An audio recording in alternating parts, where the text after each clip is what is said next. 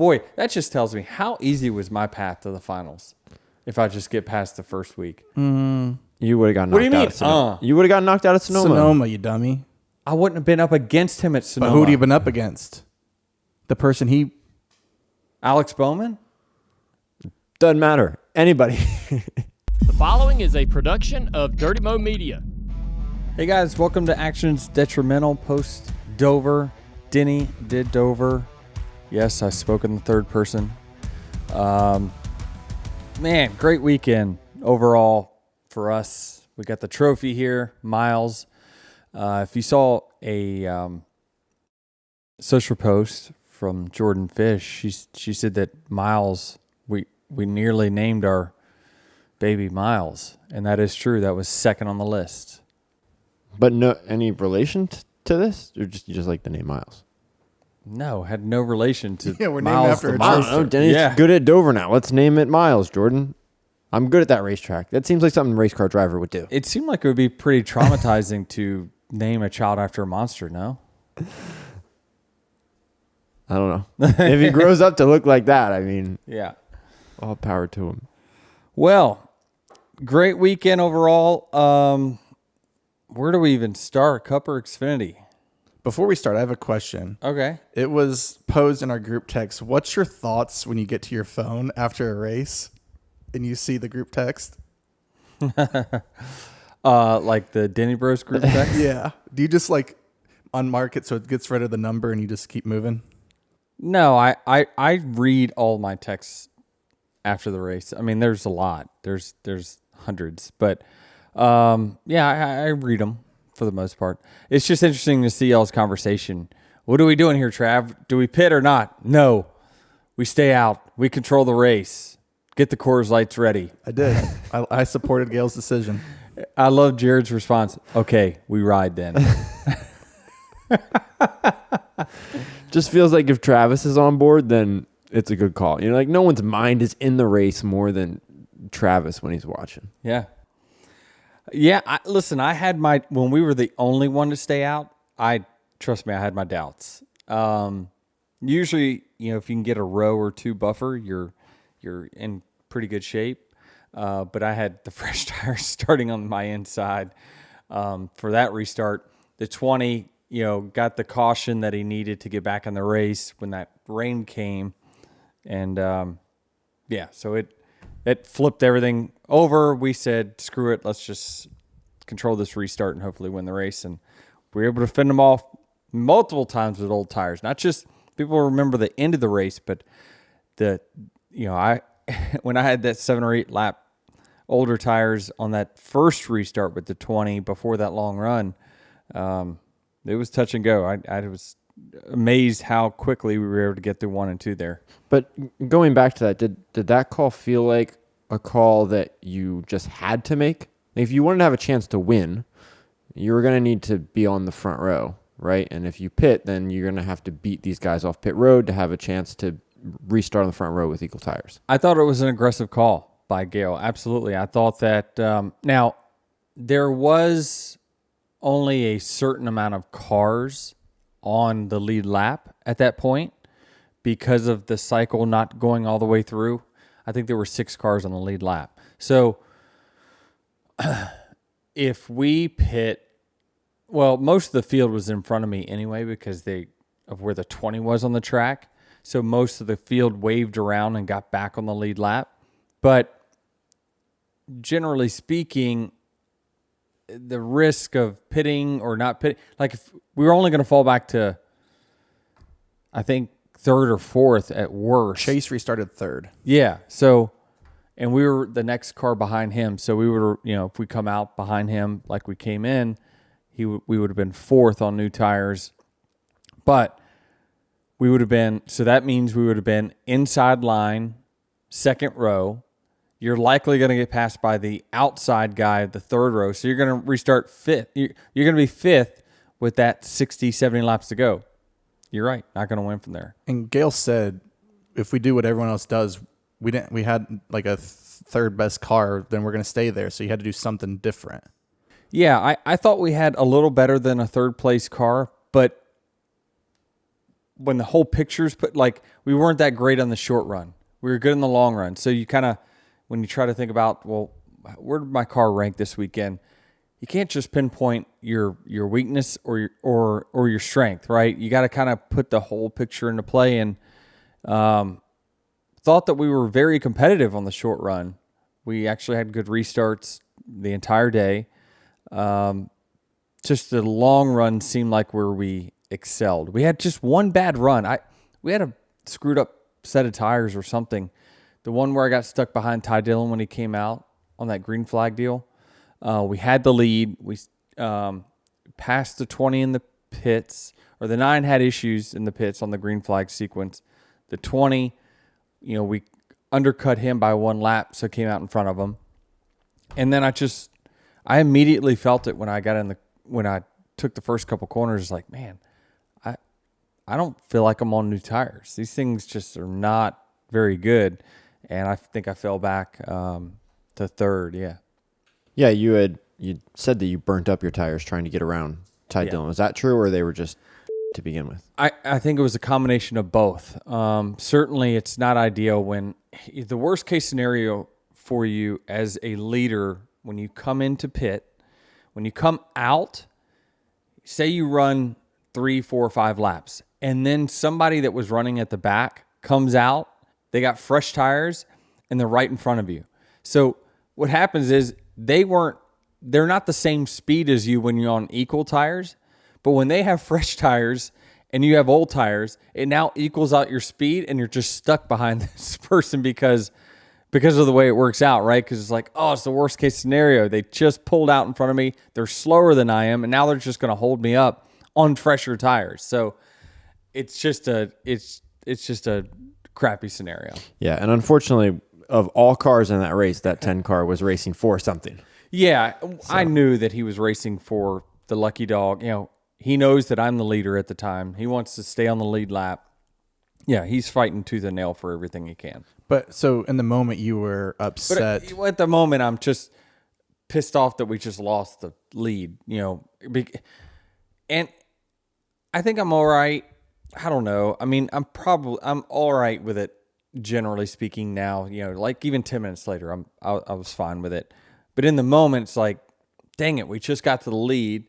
And like I'd move up and then he'd move up. I'd move down, he'd move down. We saw it with Suarez, kind of holding up the 9 too in the first stage, right? So it's just that's what you do when you try to lap cars. They don't want you to lap them because they know if you lap them, if you give them the right of way to pass, well then you're going to go up there and pass somebody else, and now they're not the lucky dog. So all the cars at the end of the tail of the lead lap will always fight hard. But he had already gotten passed. Bell was past him, and he's still. Yeah, so what he's trying to do at that point is stay next car behind Bell to then pass whoever Bell passes next for the lead lap. If he lets me go, then it's just another buffer. He's going to run slower. I get it. That would have been the nice thing to do to let me go, but I understand why he didn't. You then lost another spot to Alex Bowman when the 48 got around you. Did you think at that point you're just going backwards? Yeah, I just thought at that point my car was not where I needed it. We had lost the handle of the car a little bit. I thought that the tires in general were just a bad set of tires. Sometimes you just have a set that doesn't have as much grip as others. And I thought that was the case. And I thought that Bowman also had one of the better long-run cars as well. It seemed like that was his strength. You caught a break then. Christopher Bell spins out. You move up. That's when... Got us to the front row. That's when you get to the front row, and then you're able to control the restarts from there. Do you think that... Well, no. Chase controlled the restart. I restarted on the inside of him. Pit for rain. Yeah. And then, so we take off there. I stay... Chase would leg it out in the short run, and then I'd come back to him in the long run. And then we started that pit sequence, and then yes, we got the rain right after that. That's right. The short, yeah. When you do get the lead, and then you're racing Christopher Bell, are you just mirror driving him, cutting off his air the whole time? Trying I feel like defending is not my specialty. I've said that here before. I don't know where Russell has us ranked on the. I think he had me ranked 10th on defense yesterday. Yeah, you were 10th. I would say the public would probably say that's probably higher than that. Your season average is 6th. So it shows not bad. It was interesting because if I right before that caution came out, I'd started to pull away from Bell. I just quit air blocking at that point. I said, I'm just going to run the fastest lap time I can and see if he's actually faster than me. And at that point, we stretched it out to 3 lengths, 5 lengths, 6 lengths, and then the caution did come out. So I felt confident we were going to win the race if it goes green.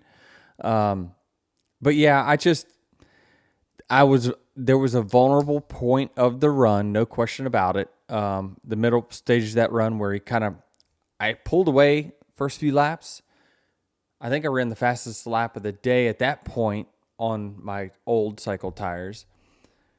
He ran me back down, and then at that point, yes, I'm using the mirrors to just try to get in his wake all that I can.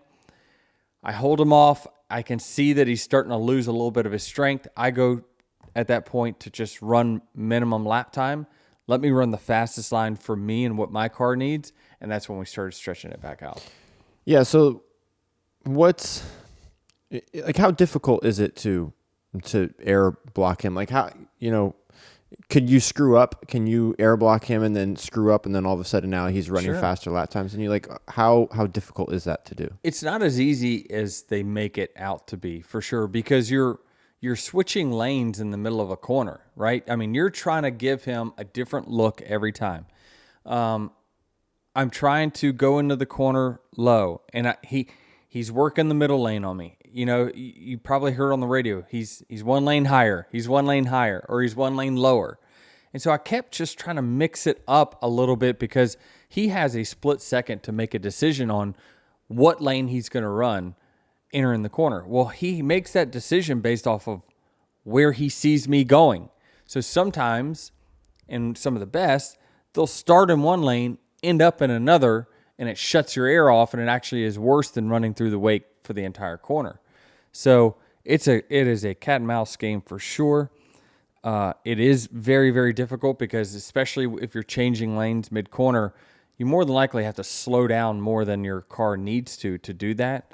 And so then you give them an opportunity to where if you slow down to change your lane and they don't have to slow down in your wake, they could end up getting a big run off the corner on you. At what point in the run or the race do you decide that, okay, this is the strategy that I need to employ here to keep the lead? Like, at what point, what happens to your car or what you feel that you're like, okay, I can no longer maximize my lap time to keep him behind me. I need to try and disrupt his lap time. It's when I was running my line, the fastest lap time I could run, and he was still reeling me in. And if I stayed there where I was at, I was giving him his preferred groove, and because the lane that I was fastest in was not the lane he was fastest in. So I needed to then slow my car down to run his lane. Is he burning up his stuff trying to get around you while you're actively blocking him? Are you burning up your stuff as well doing that? No. Why is that? Because if anything, I'm staying more under the tire to be able to be shifty in the middle of the corners to switch lanes. So it's tough for the second car behind. Again, that's what makes Xfinity so good, is that if you choose to try to aero block in an Xfinity, you're screwed. That back car, you do not want to run right in front of him because he's going to then get behind you, get your car disturbed, get you up the racetrack. It's the total opposite. How you race in traffic with Xfinity versus Cup is the exact opposite. Cup, the leader has 100% of the advantage. And Xfinity, if you're faster, you can just get close to the person, and it gets them off the racetrack, off the bottom. So it's more of a 50-50 thing there. I think we make it sound like mirror driving is this easy thing, but you need to be paying attention to your own road. Driving, but also looking at the mirror. Like, how hard is that actually? It's harder than texting and driving. I mean, it's You know what I mean? It's you have to. You're looking around. Your camera's not like your heads-up display in your vehicle, right? This thing is off to the side, and you're looking there, and you're looking back up, and it's more difficult than you think. Should we get rid of it though? Cameras, I'd be okay getting rid of those. Yeah. Well, you weren't a big proponent of them in the first place when they started. No, just especially with next gen. No, it's just there's such an advantage by moving your car in the wake of the car behind you. You don't want to make it easier for the drivers to do that. We get a brief downpour with, what was it, 14 to go, 15 to go. Did you think that it was over? You were going to victory lane at that point? I thought it was 50-50, truthfully. I thought it was 50-50. I immediately got out, looked at the radar, and says, okay, the mentality can't be that, I'm upset that they are going to restart this race. I have to then just focus on what do I need to do to win this race. All right, I've got 14 laps to go. I'm leading it. I need to figure out how to execute the restarts the way I need to win the race. Don't get disappointed because the race isn't called or another storm isn't coming. That doesn't help you. You have to be on offense. How am I going to go out here and execute these restarts? And when he told me, we're not pitting, I said, okay, here's the things that I need to do to make sure I'm prepared for these restarts and be good to go. I mean, first though, didn't you get out of the car mid downpour and run to the pit box? Mm-hmm. So you weren't you saying that you were just getting soaked sitting in the car? Yeah. Well, the car was so hot. So I mentioned it that the hottest that I was all day was those last 13 laps because the car heat soaks so much. And then they throw a cover over it. So it just keeps it, it's like a thermos, right? This thing, while we're running under caution, under green, we at least have air flowing into the car, flowing out of the car. And it's using it as the car itself is just a big giant radiator, right? So it's got the air, it's flowing, it's keeping things moving, keeping the hot air flowing through. Well, when you come to a stop, all the brake heat, all the engine heat, everything just sits there. And it just sits in this bubble. And then when you go and you cover the car up, well, then you insulate all that heat. So it is really, really, really hot, usually in that instance. And so, yeah, I wanted to get out because they threw the cover on and I was like, whoa, this thing's getting hot in a hurry. And I didn't care at that point if I was getting soaked. I just wanted out of there. You went and got a new fire suit on, but you also said you did some homework. Is that just like looking at numbers or maybe some restarts, or like what are you doing during that break to make yourself ready for the restart? I won't say it on this show because drivers listen. He grabs, next question, please. He grabs a taco from the motor coach, and then you were there, Jared. nothing exciting happens. I ate Chipotle. That's what I had. What are you thinking about though? Technically, with the racetrack, are you thinking about okay, the rain washes off all the rubber off this track? Like, what do you, in that respect, what are you thinking about? Yeah, I'm considering all the factors. Right? Is that okay? We're gonna stay out. I know that. There's surely going to be some desperate people at the back of the tail end of the lead lap that are just going to stay with us. So we're at least probably going to have 3 or 4 cars buffer. And in 8 laps, I can hold that off, especially on a clean racetrack that after it rained. And so I felt confident in holding it off for one time, but not multiple, especially, when new tires was making some major hay there. With the 19 and a few others. When you restart and you have control of the restart, are you expecting yourself to be clear off of turn 2? Are you expecting yourself to be clear by the time you come back around? Like, in your mind, what's your goal? Obviously, it's to clear the driver as quick as possible, but realistically, what's the... Okay, so there's 2 places. So you have 2 instances where if you are starting on the outside, you either better clear initially, that's your initial jump, or you need to be clear off of turn 2. If you're not clear at either one of those 2, you lost all leverage because the inside car, as we've seen, can chase you up the racetrack. put you in the fuzz, and next thing you know, you're in big trouble. Luckily for me, I had two teammates that somewhat held their line, and so I was fortunate in that instance. Now we made contact with all of them. I think I saw smoke off me in the 20 when we took off, like just taking off. We were side by side, smoke rolling off the tires because we were making contact. A lot of it was because I was running down the track because there was a big water spot off of turn 4. So I didn't want to, while I'm accelerating, I don't want to run through that water, get wheel spin. Next thing you know, he gets the momentum. So I'm trying to squeeze him down the track a little bit to avoid the water. So we're making contact all the way around. Then obviously off of 4, he's coming up the track. I see him. I feel him. I can feel the air in the car, like the pressure inside. And so I know he's getting closer and closer to me. And at that point, I'm like, please just don't run into me. Just don't clean us out here. And I think that what caused Seabell to spin was he was trying to keep it off of us, doing the right thing. Yeah, well, before you got in the car, I didn't hear what he said, but you had said, please don't clean us both out. Yeah. Is that what you're referring to? That actual I situation knew there? at that point he was going to stay out. And so we're both on old tires. I would expect him to say the same thing to me. Basically, if the roles were reversed, he was out. Like when you're outside, you're putting a lot of faith on that person on the inside to do the right thing here. Race me for the win, but don't go into turn 1 on old tires, think you're going to hold it wide open, and then just come up the track and clean us both out. And so I knew that we were both going to restart on, 50 lap tires. We're vulnerable. Just a heads up. I just wanted to put it in his brain that think about it when you're down there. Think about it when you're in turn 1. And on top of that, I'm thinking maybe I can put some doubt in his head to make him not enter the corner quite as hard, and then I get the advantage.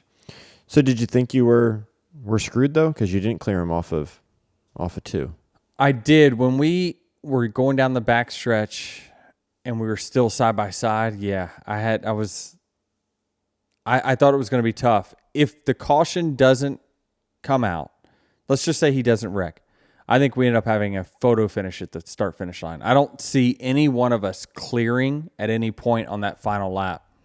I think we would have came off turn 4 side by side. So Bell spins out. Caution comes out. You got another restart. This time Larson is inside of you. Briscoe's behind you. You get a great push from the 19. You clear Larson going into turn 1, really.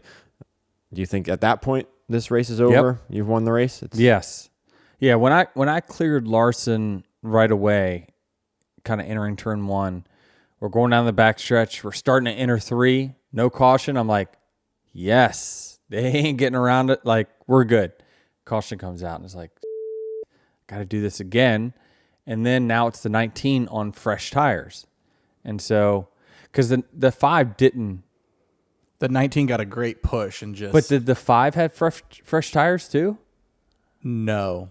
I don't believe so. Okay. It was like 7th on back when all those cars pit. I think the 19 might have been the first car. First one. Yeah. Okay. Yeah, and obviously I knew the 19 was getting good restarts on those fresh tires on initial takeoff because his tires are cooler. They got more grip. And so when I restarted beside the 19, that was going to be the toughest task because I knew he was going to get a good jump. I knew it because the previous restart, he pushed me past the 5. So that means he got a good jump. So I just felt like, the 19 was going to give me a tough run there on those new tires, and he did. Yeah, he almost cleared you off of turn 2. I'm just asking again. You thought you were screwed there as well? Thought so, but I just hung on. I mean, I just held the gas down as hard as I could and made sure I stayed as close to his car as I could to drag him back with the arrow, and just hoped at that point he stayed in the bottom line and didn't chase us up the track. He really emphasized that he wanted to race you cleanly because you're a teammate and that you've never, raced him any other way.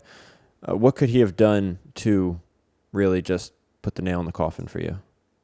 Well, the only thing really is that probably through 1 and 2, what he could have done was run me up the track, forced me to lift off of turn 2. I wasn't going to. I would have probably taken him with me. Like I would have kept what I would have done is kept my foot down. You know, if someone's going to chase me up the track, this is a public service announcement to anyone that thinks that they're going to do that.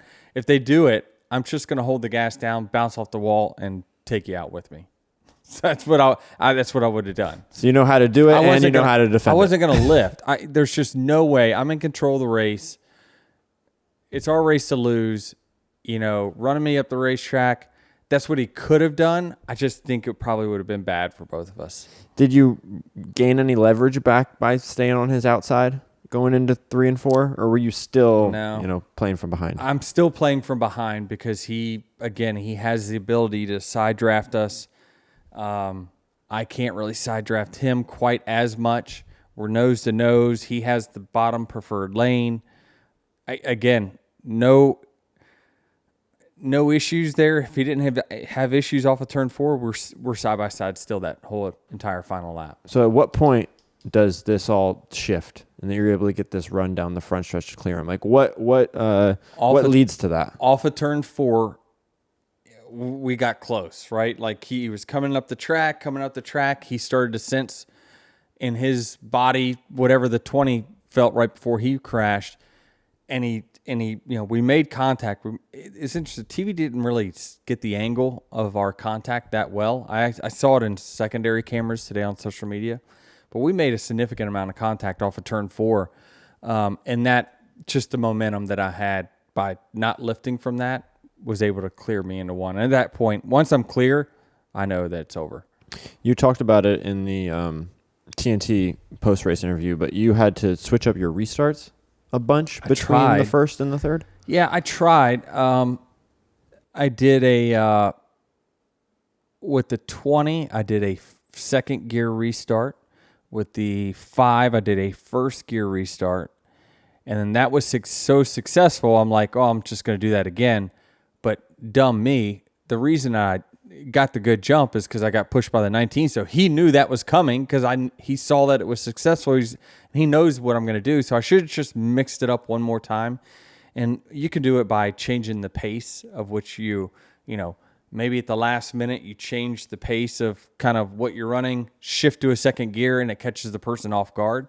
So I thought I did mix it up, but just not enough. Not considering who was behind me. He just saw that what I accomplished doing what I did that time.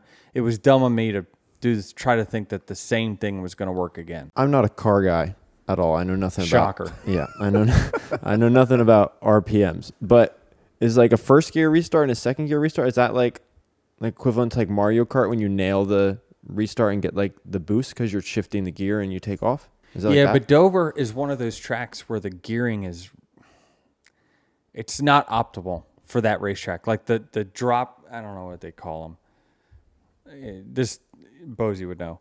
But the first and second gear are just, you're at pace car speed. You're either winding out first gear where your engine's like really high RPM, or in second gear it's lugging. So if you choose first gear, you got to shift right away because as soon as you take off, you're already pegging it a lot of RPM, so you got to shift.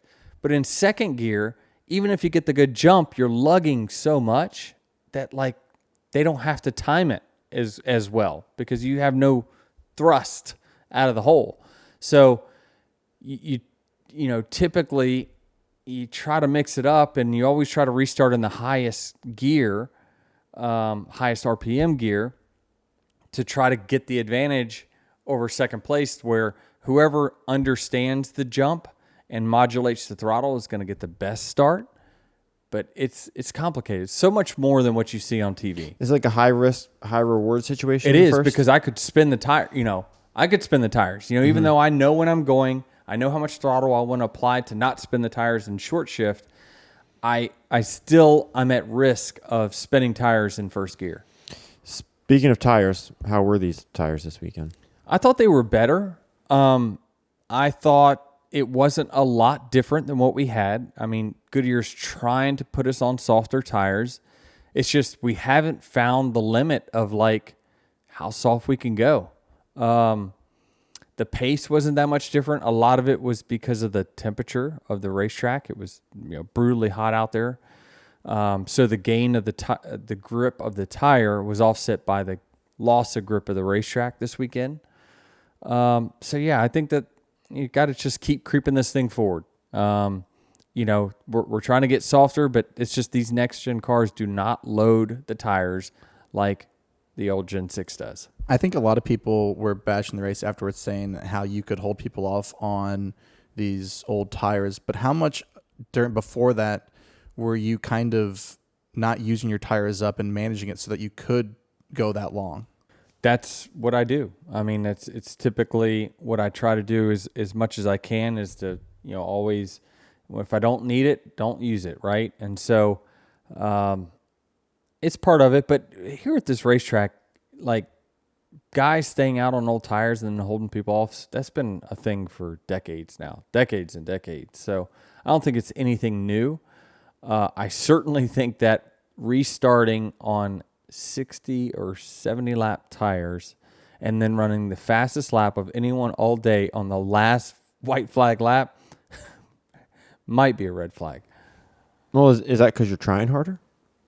No, I just think it was track conditions. Just the track was super clean. We hadn't laid any rubber after the rain. The tires cooled back down from the red flag. So, but it just tells you that clearly there's not much wear, because if there was a lot of wear, it would have been tough to fire off and still run that quick. Right. Yeah, you said that the tires didn't even feel like, you said you had no idea that if they had stickers on them, I would have had no idea. That's wild. That's wild. I'm telling these guys in the Denny Bros group chat, I was like, hey, FYI, those cars behind them have quote unquote new tires. Those are things that are supposed to matter according to this podcast. But think about it. It did matter for everyone but the leader. You know what I mean? Watch the restarts. Chase Briscoe, he blew by Cleaner cars. versus no cleaner.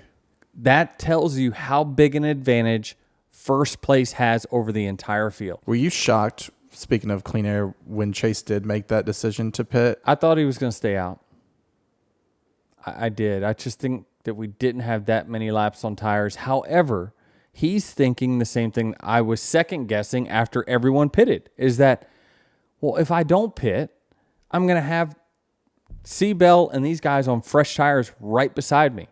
So surely they're going to beat me if I don't pit. So I think at that point he thought he was strong enough to, even though he was going to have to, give up the lead and restart third, he'd rather restart third on equal tires than restart first on old tires. That was, in my opinion, what their mentality was. Yeah, that's the interesting thing about this, right? Is that you said you don't think you were the best car yesterday. Second or third? At points. At points. I think I was a 2.3 car. The advantage of having the lead outweighs the advantage of being a bit better of a car and fresh tires. Yep. Is what that at this track boiled down to. Yeah. There's some tracks, if you take us to a Richmond or something like that, I mean, you put 3 laps on tires, and if someone has 3 lap fresher tires, they're going to just blow right by you so quick it'll rip your numbers off. But it's just some tracks don't have it. Yeah, don't wear the tires that much. And it's just that's a concrete surface that once we get going and you see the track getting black, it is filling in the pores of that concrete. And then that surface is just ultra smooth. And so there's nothing to cheese grade the rubber off the tire. How cool is it to get this 4th win with Gale?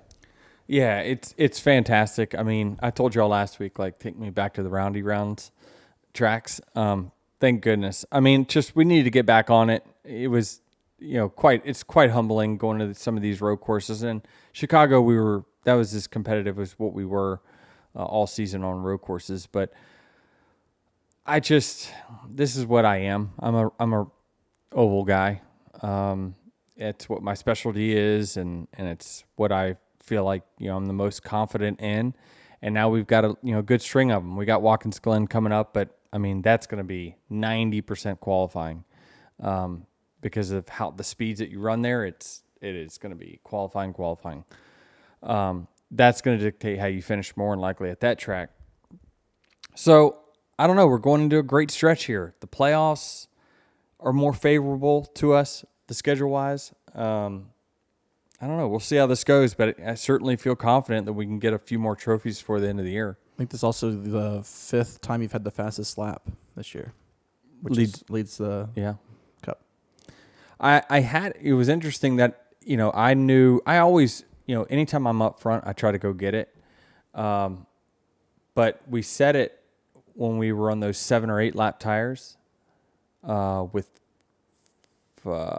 65 to go. We set the fast lap, and then we rebroke it again on the last lap. Is that something that you like to know you have during a race, or is that not something you think about until after? I think about it just simply because I know it's 1 point. If you got an opportunity, try to go get it. But yeah, it's 1 point. It doesn't matter a whole lot. Even with 5, okay, yeah. So it's 5 positions that it's gained me at some point in some race, that's been added to my regular season total.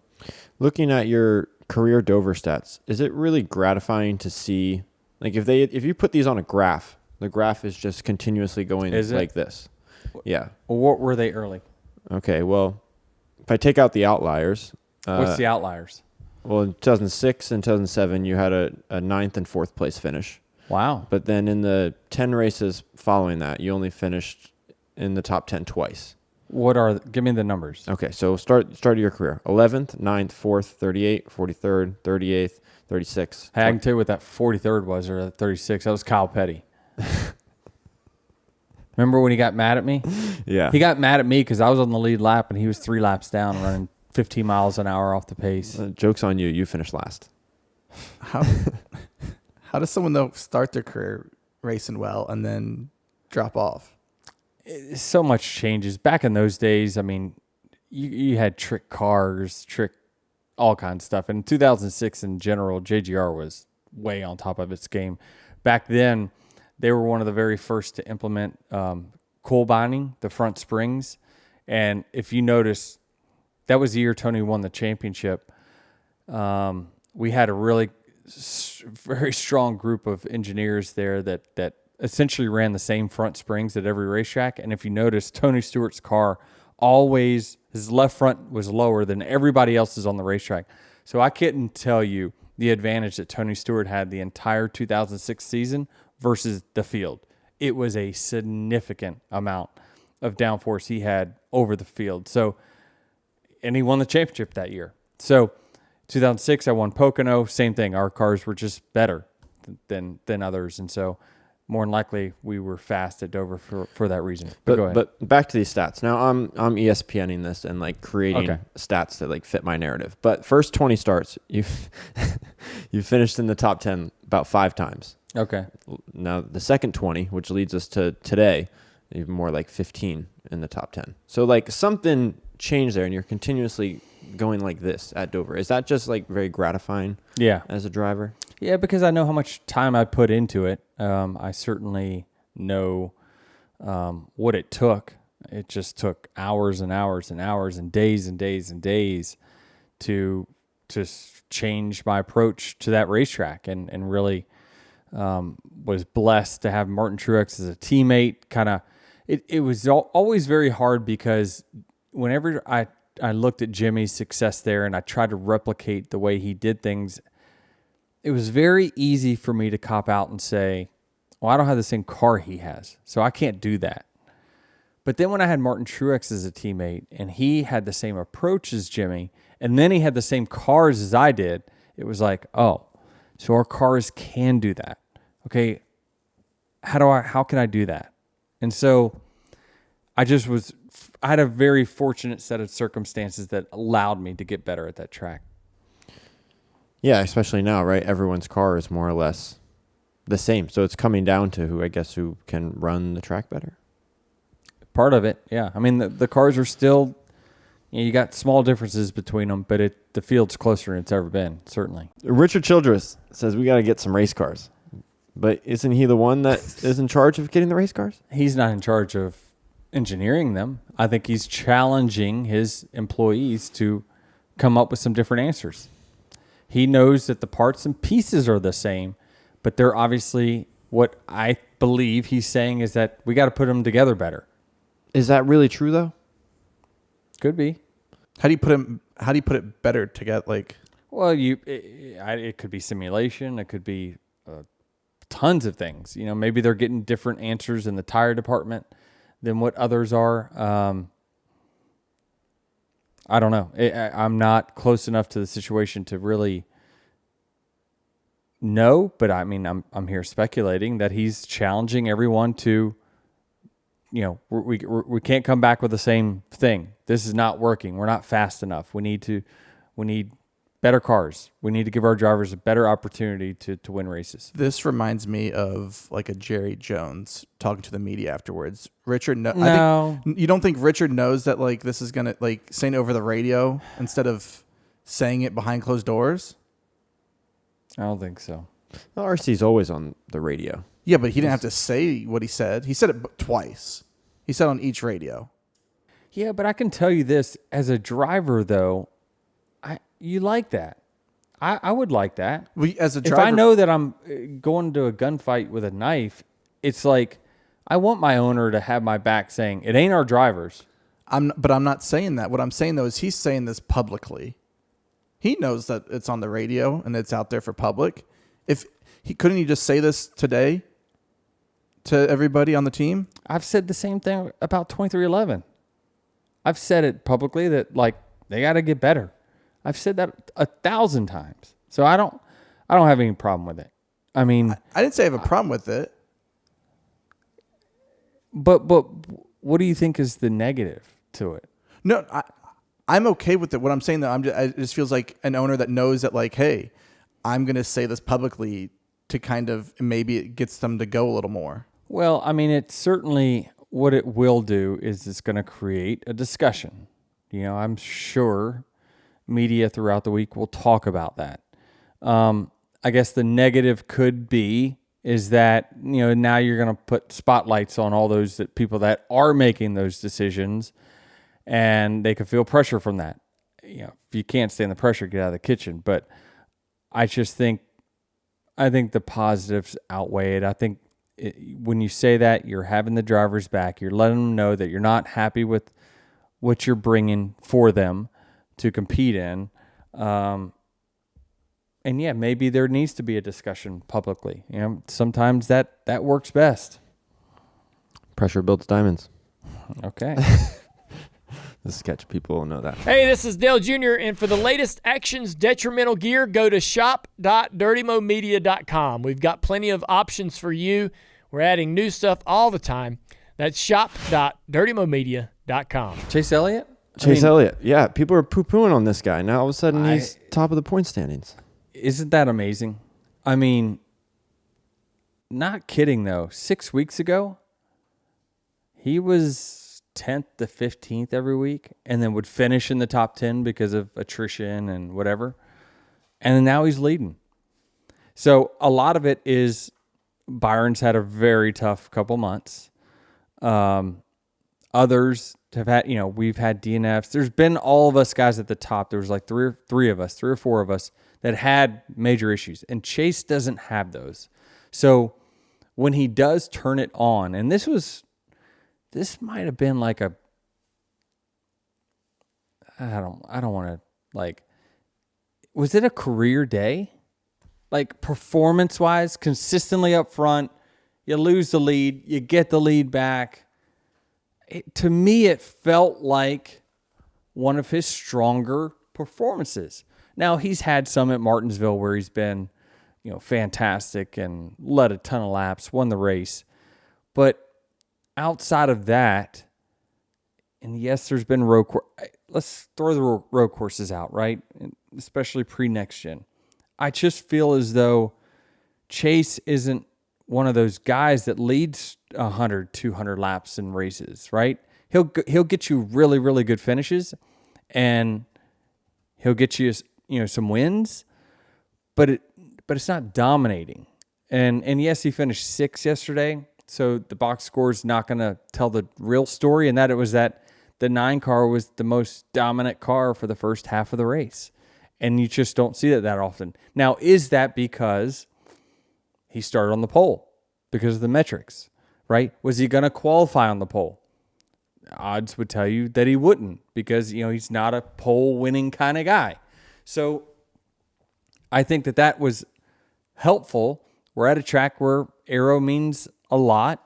Being the leader means a lot. But I just, from my seat, felt like Chase was as strong yesterday as I've seen him. After Michigan, he was 112 points back. Yeah, I mean, he's made a massive run. And it's not just because of this 1 week, right? He obviously won Atlanta. But I just feel like they've turned the corner and they are stronger now than what they were. I tell you what, though, the fans, the Chase Elliott Hendrick fans, they want Allen's head right now. That is so silly, though. I know, I get it. It's always got to be someone's fault why you didn't win that day, but sometimes it just doesn't work out. It's called that's racing. Yes, if he stays out, he controls the race. He controls the race. He's in the same position I was. But there's no guarantee you don't get run down. Like, I don't know. I just felt like they made what, Allen said he wishes he had that call back. But man, you're the leader. Everyone's always going to do the opposite of what you do. It's a no-win situation for them. And I don't think they deserve any kind of critiquing for that. They're making the right call for the information that they've got. They don't know who's staying, who's coming. Like, they block out that noise. That fan noise, you got to block that out because they don't know. They don't know. I'm not calling for his job, but I don't see why fans aren't allowed to be critical of him.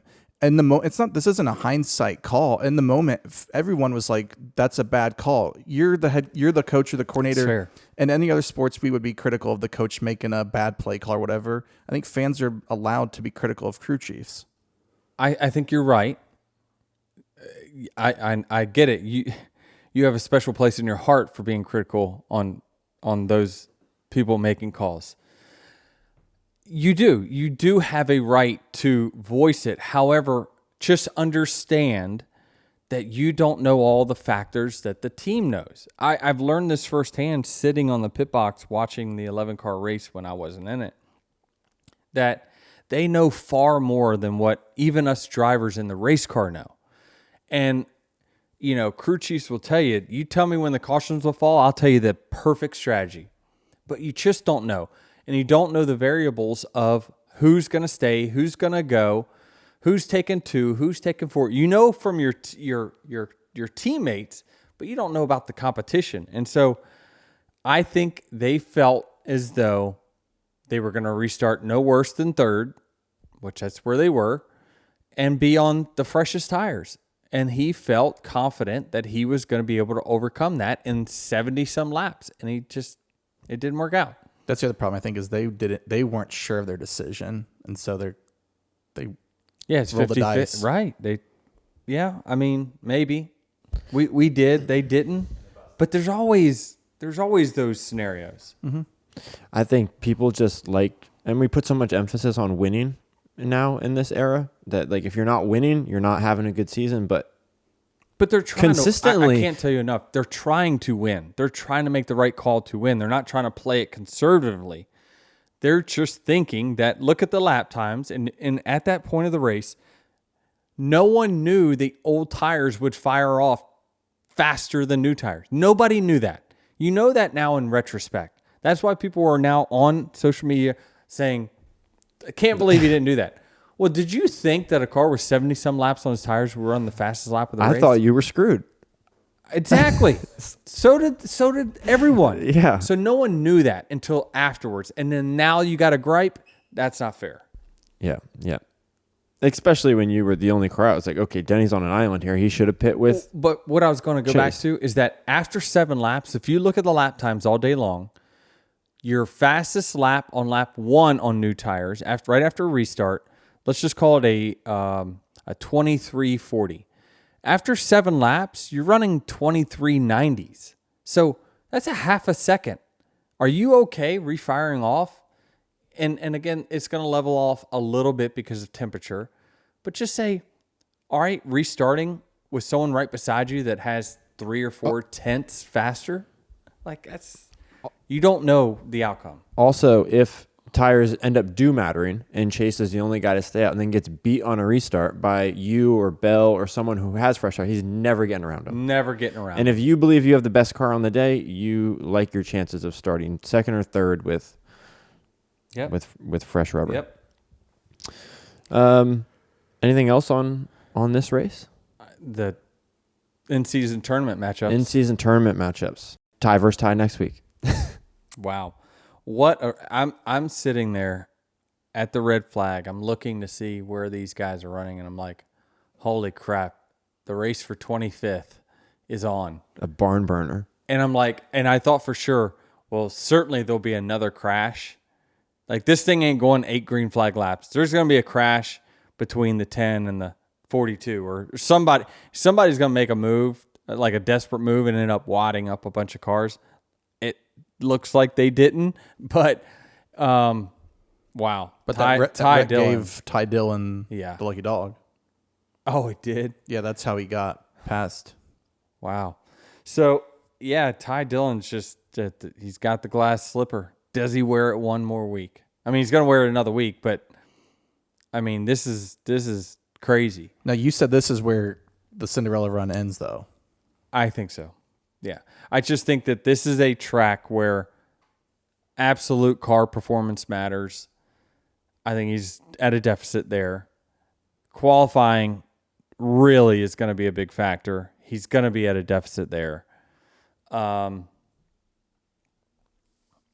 else? I mean, this just isn't a side-by-side racetrack. Once we get single filed out, I don't know. There's just not going to be a whole lot of passing here. It's not that kind of track where you can make something happen on a restart. There's nothing to make happen. This track is narrow. So I think it ends here. Now, the only way it doesn't end is if he finishes 25th again and Ty Gibbs wrecks, which that's worked for the first 3 or 4 rounds. So anything can happen. It is NASCAR racing, but it's Ty Gibbs's to lose. You don't think that Ty Dillon can come with a speed that matches Ty Gibbs? No, sir. No chance. No, sir. Gonna need to hit a lot of threes. Listen, we've been big fans of him on the show here. We're rooting for him. Boy, that just tells me how easy was my path to the finals if I just get past the first week. You would have gotten knocked What do you mean? out. At Sonoma. You would have gotten knocked out at Sonoma. Sonoma, you dummy. I wouldn't have been up against him at Sonoma. But who would you have been up against? The person he... Alex Bowman? Doesn't matter. Anybody. I finished 20th, Jared. Fortunately. Maybe I would have been a little more motivated. I don't know. You never know. I was only 2 cars behind him, so maybe I would have been the one that cleaned out Alex on the last corner. Anyway, but I don't know.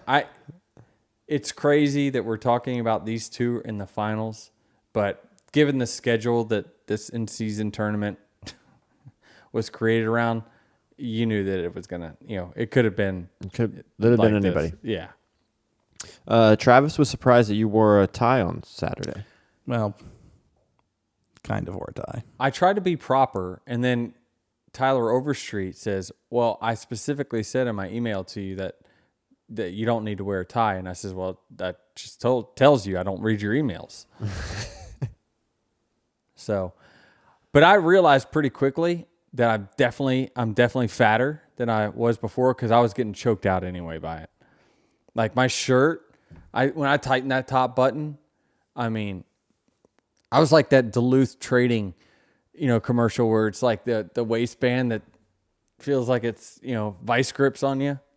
That's what my shirt was. I was so happy to peel that tie off. Travis, I'd be surprised too, because I tell all my friends this, is that when I started working with Denny, any event they had to go to, something where you'd think you'd need to dress nice for, I feel like I always accidentally overdressed. I'd show up in like a tie and a jacket, and then Denny's like the Late Show a couple of years ago.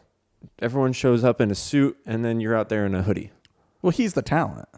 I know he can do what he wants, but I also would be surprised. For the record, I wouldn't be wearing a tie either. Like when I go to weddings, I don't wear ties. No one cares. I was just shocked that you had one on. Also, somebody said that it must have been a clip-on. Absolutely not. I was like, no way. Give me a break. No way. I'm like, he's not that bad. No. That was fun. Doing the CW there, Adam makes it so freaking easy, and you realize pretty quickly how talented they are. I mean, I got asked post-media or post-race, was it an advantage to go up there in the booth and watch the race? And I says, truthfully, I'd be able to see a hell of a lot more if I was sitting in my motorhome because of all the things that are going on up there, right? You got someone in your ear saying, hey, we're going to this. Hey, camera, we're going to that. Like, you hear all these things, and all you're trying to do is concentrate on, okay, what do the people see? Let's talk about what the people are seeing. And in the bus, it's like, I'm not distracted with all the other stuff. And so I would say it's not an advantage at all to go up there and do the booth. Now, yes, you can see the track from up above, but I was looking outside 25% of the time because you definitely can get caught in talking about something or that's not on the TV, right? You want to be talking about what the camera's showing.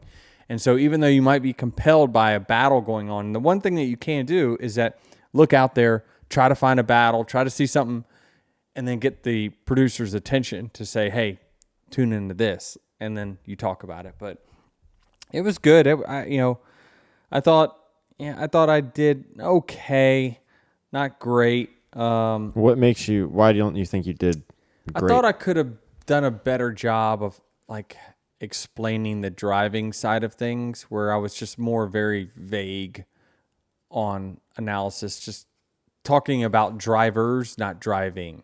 Does that make any sense? So I feel like my role in the booth would be talking about what the drivers need to be looking for, how they need to be setting up passes, things like that. Being a little more technical in that aspect. I think that's kind of my lane. It feels like the cool thing is that Xfinity booth has good chemistry together, and no matter who you bring in, they can kind of bring that person in seamlessly. Yeah. I mean, certainly, yeah, they got great on-air talent that makes things extremely easy, and certainly, I've got a good rapport with Jimmie and kind of know, we would kind of give hand signals of like, when you want to say something, kind of just. That way they know, okay, right. Wrap up what you're saying, and I'll take it from here. And same thing from him. I'll be going, he'll raise his hand, and I'll be like, okay, he's got something he wants to add to that. Do you want to do it again? Yeah, I would do it again. I would. Is there a track that, like, does it matter where the track is? Like, do you want to do it at a track that you know more about? Doesn't matter. No. Next week. Well, hold on. On the track, though, Connor Zilisch gets another win. Yeah. What do you make of his oval racing? I mean, I said it on the broadcast, but those who didn't tune in, it might be the most impressive rookie I've seen in decades. What he's doing on ovals, considering the amount of experience he has and the age that he is, can't say that I've seen anything more impressive. I truthfully cannot. So I don't know. What do you want? He's already really good, and he's gonna be great. So, yeah. Did he have the best car? I don't know. That maybe not. I thought the 19 was a little better in the long run, obviously, but he was a top 2 or 3 car, and so he just made it happen. And again, for just not coming to these racetracks before and performing like this, it's just quite impressive. Very, very impressive. What do you think his expectations will be next season when he gets to Cup? Oh, I don't even know how to predict it now. I mean, he's running better than Shane was on ovals. Now, Shane was with Colleague. He's with JRM. JRM is definitely the class of the field with their cars and their performance. So, and then you'll be going to Trackhouse that is, not the top of performance in Cup, and the competition is harder. So you gotta be somewhat realistic. I mean, if I had to just throw out a number, his first season. I don't know. Does he win a road course? Maybe. I mean, let's just say where will he be in points? Yeah, take SVG's 26th right now. Yeah, take the wins out, like the win that automatically puts you in the top 16 in points. Forget all that. Like, where are you going to be at this point of the season in points next year? He'll be 24th. So is that a success? We'll mark that down 1 year from now. He'll be 20. Yeah, I think it's a success. Rookie season, going into way tougher competitions on these ovals. Slightly lesser equipment. Yeah, that puts him ahead of where SVG is. Post 3 wins, by the way. The SVG's SVG comparison's not fair, though. Well, that's what it is, though. I know, but that's not a fair How is it not fair? why? Because SVG was put in the car to win road courses. I don't think the Trackhouse cared what he did on ovals for the most part. Like, he had no oval experience. Connor doesn't have that much. I know. Less. I feel And like he's half his age. I feel like it's different. It's easier to teach a 18-year-old to do something than Mark it it is down. a 36-year-old. He's 24th. They're teaching him, but you don't think Justin Marks, if they put him in the Trackhouse car like we think is putting him in there because he thinks he can win a road course? No, I think he's putting him in there because he's a talented driver for the next thinks he 25 can But win. you're putting him years. in this so soon for a road course win, He though, thinks right? that no, I don't think he's putting him in there to get a win at a road course at all. I disagree a little bit. I'm a little with Travis on this. I think he thinks he's got 2 guys that surely will get him into the playoffs via road course wins immediately, and then hopes that they will get better on ovals, although he's probably way more optimistic about Connor's oval prowess right now versus SVG's. Yes, definitely. And I think he's comparing him to whoever he'll replace. Can I get the same, if not better, performance? 24th is reasonable. I mean, the field is stout these days. Next weekend, I'm headed to the Brickyard, qualifying at 2:35 p.m. on True TV, and then the race is Sunday at 2 p.m. on TNT, and then you can watch obviously every week with the HBO Max in-car cameras. The one race he wants to get. Yeah. I do. We'll see what happens, but man, I think so much of it's going to be qualifying and strategy. Those 2 things. What track's the best comparison for this? None. So, Pocono. so there's not like a... But Pocono you can pass much easier than you can here at Indy. But as far as car setup, like, should fans be confident going into this race that you're going to have a race-winning car and you're going to be... Oh, I'll have a race-winning car. Yeah. I'm confident of that. It's just, does the circumstances work out? I blew a right front tire 6 times ago leading this race in 2020, so you just never know what can happen. You gotta make it all the way. I got a review here from Brandob6. A huge fan of yours, Denny, and the whole Actions crew. Each episode gets me through my Mondays at work. I've been to 3 races this year, including your Michigan win. I will be there next week in Indy, hoping for another. All in. Let's go. Appreciate that review. Yeah, this is one we went bad for. I tell you what, if we have the Brickyard trophy sitting here 1 week from now, I might just retire. I might just call it at that 59. point. That's That not 59 bull. true. That's not true. I'm just talking.